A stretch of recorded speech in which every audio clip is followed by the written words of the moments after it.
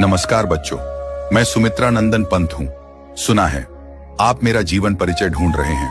अब मेरा जीवन परिचय है तो मैं ही बता देता हूँ। तो बच्चों, मैं कविवर सुमित्रा नंदन पंत। मेरा जन्म हिमालय के वर्तमान उत्तराखंड के अल्मोड़ा के निकट बागेश्वर जिले के कौसानी ग्राम में 20 मई 1900 ईस्वी में हुआ था।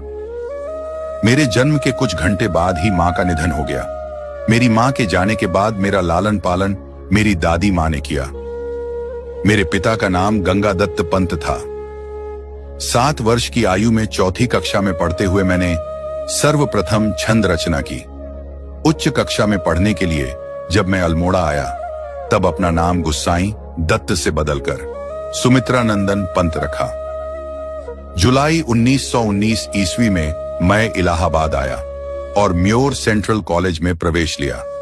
लेकिन 1921 ईस्वी में महात्मा गांधी के आह्वान पर मैंने कॉलेज छोड़ दिया और अपने कोमल स्वभाव के कारण सत्याग्रह में सम्मिलित नहीं हुआ और साहित्य साधना में संलग्न हो गया। सन 1931 ईस्वी में मैं कालाकांग कर चला गया। वहां मैंने मार्क्सवाद का अध्ययन किया और फिर प्रयाग आकर प्रगतिशील विचारों की पत्रिका रूपाभा निकाला।